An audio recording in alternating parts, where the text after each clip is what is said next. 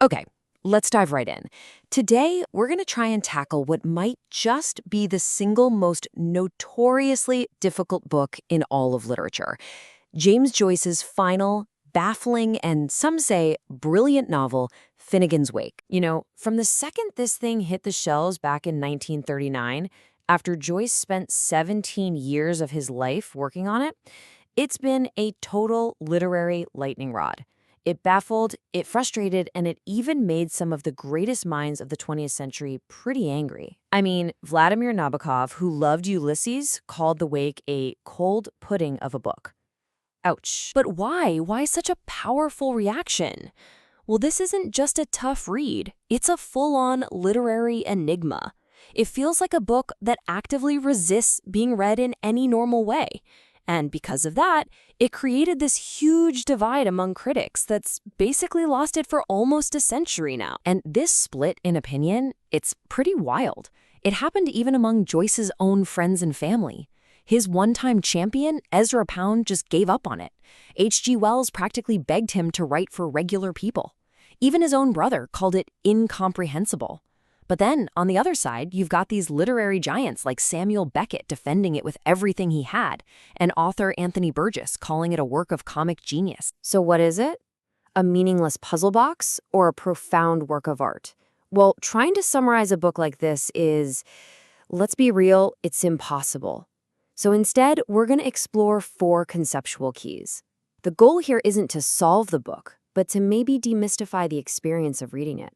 Just a little. All right, key number 1, and this is probably the most important one to get your head around.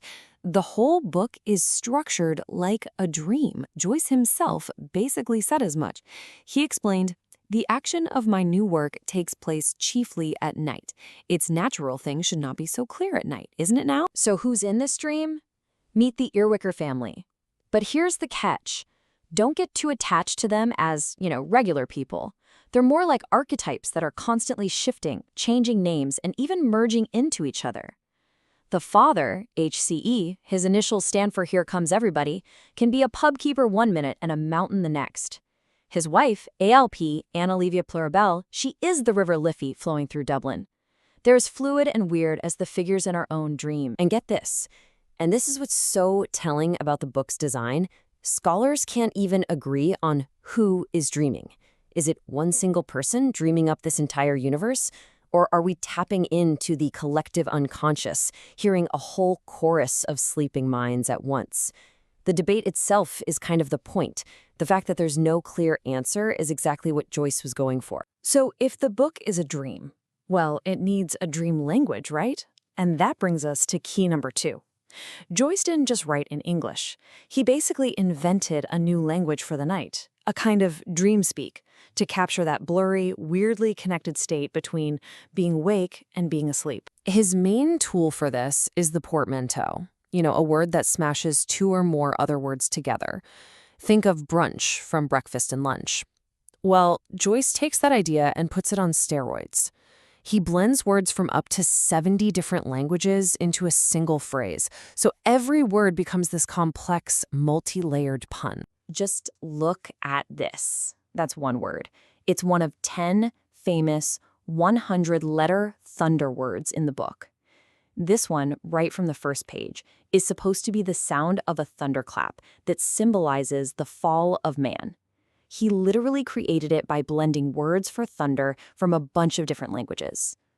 It's wild. And believe it or not, this crazy language experiment actually spilled out into the real world in a major way.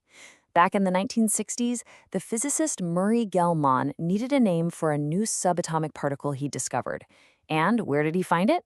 You guessed it, right here in a line from Finnegans Wake. That's how the cork got its name. Okay, key number 3, music. Joyce was actually a really talented singer, and you can feel that everywhere in this book. He didn't just write it, he sort of composed it. He wanted to give us an ear-sighted view of the text, where the sound and the rhythm of the words are just as important as what they mean. And when I say it's filled with music, I am not kidding.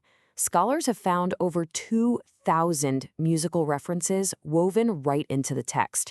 And we're talking everything from grand opera and classical symphonies to old Irish folk ballads and the popular music of his time. This musical DNA goes right to the heart of the book, to the title itself.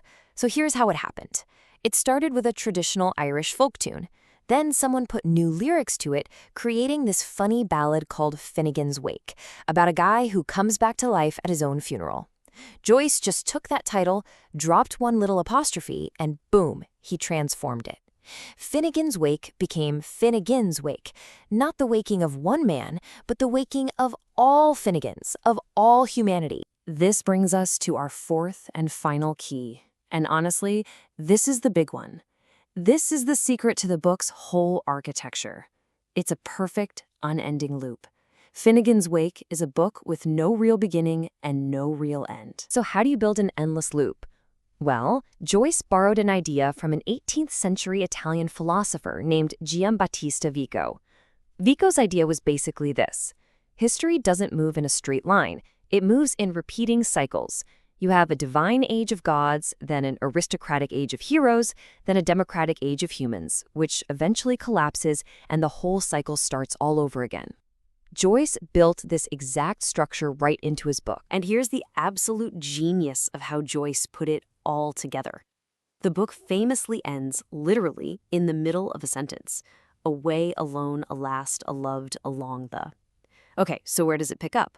You go all the way back to page 1. The very first words of the entire book are river run past Eve and Adam's. The last line flows directly, perfectly into the first. The end is the beginning. The book is a circle. So we're back to that first question. Why make a book this hard? Joyce once said that anything clear and concise can't deal with reality, for to be real is to be surrounded by mystery. He wasn't trying to write a simple story. He was trying to build a literary model of consciousness itself. Chaotic, layered, full of echoes, and always circling back on itself. Maybe the whole point isn't to solve the book at all. There's this amazing true story about a book club in California that started reading The Wake back in 1995. It took them 28 years to finish. And what did they decide to read next? They just went right back to page 1 and started all over again.